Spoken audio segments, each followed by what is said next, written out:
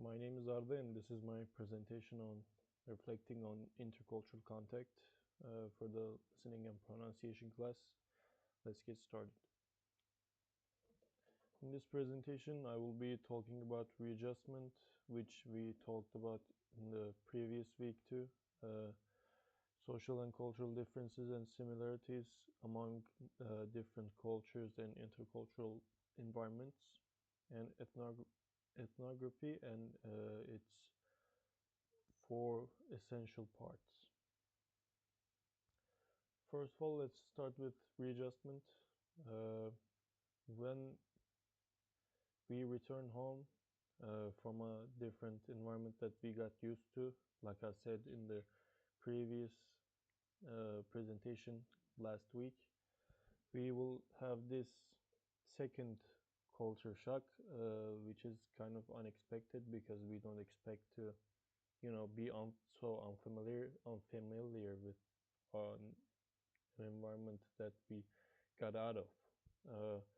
Upon return, previously familiar things may feel unusual. After adapting to a new environment, you might feel a sense of alienation or in-betweenness. When we return to the place we know as home after adjusting to an environment that we knew as a stranger environment, that makes it actually double the amount of difficulties in this second readjustment, because you don't expect to, like I said, feel so stranger feel like a stranger to the environment that you were so adapted to, familiar to in the past. Second, there's differences and similarities and finding common ground. A contradiction of defining culture is that it helps people become more culturally sensitive in order to avoid othering. This can paradoxically lead to further othering. This dilemma is driven by a number of factors like biased views and this misinformation.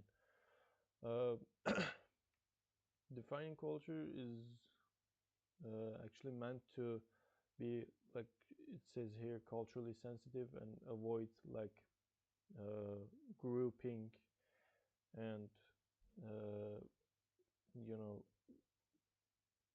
how can I say that, it's not a good way to, it's meant to be a good way to celebrate our differences, but it can actually cause more grouping in an environment, because you're so focused on respecting and you know keeping that culture in a different place to respect it. It causes a different kind of uh, othering. And we should always find this common ground to eliminate misinformation or wrong views uh, about people, about cultures, about races.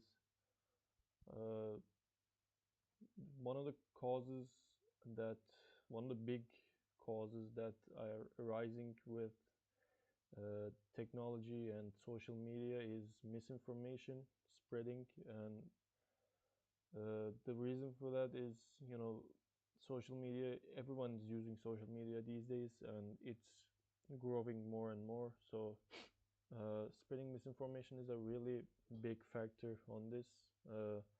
And some people just like to, I guess, spread misinformation about a group of people they don't like, maybe, which is very wrong. We shouldn't discriminate anyone, uh, or spread information uh, depending on their race, their culture, their place of origin.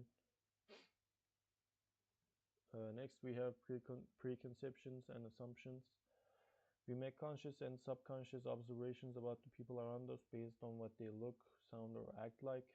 This might result in inaccurate judgments about them. Uh, even when we're like sitting in somewhere that's public, we look around us, and sometimes without even realizing, we observe some people, and uh, make our mind about them based on just how they look or act or speak, their accent or whatever. Uh, we just tend to make this judgment about people. It's kind of like coded in our mind, uh, which is sometimes very far from the reality, the truth about them. So we shouldn't make these assumptions, and you know don't discriminate based on their culture, their looks, their traditions, and just have to you know base them on their actual mindsets, actions, and beliefs. Next, we have a term called homophily.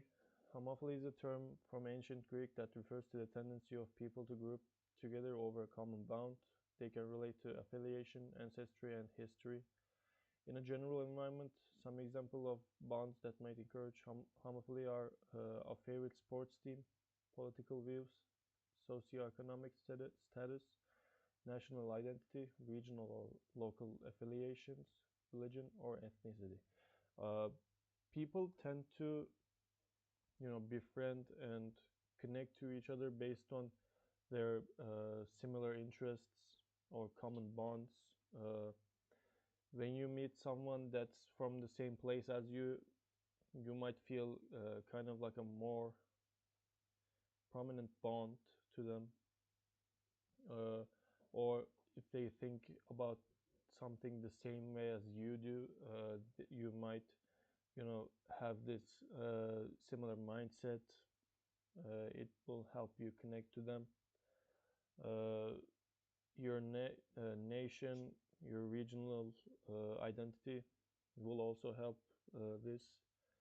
And ethnicity and religion are, of course, what one of the biggest things that connect people and in an environment.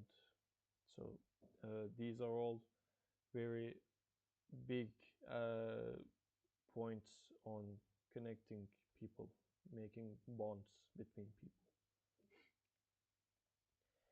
Next, we have ethnography. Ethnography can be defined as a systematic study of groups of people and their practices. Researchers embed themselves within the societies which they hope to study. By doing so, it gives them access to rich sources of information about the practices of a research location. Ethnography is kind of like, the whole study of people, their traditions, their cultural actions, their beliefs in that culture.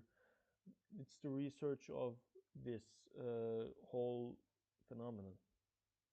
And the researchers for ethnography, uh, like I said here, embed themselves within the society. They are studying to get a better understanding of what they're studying.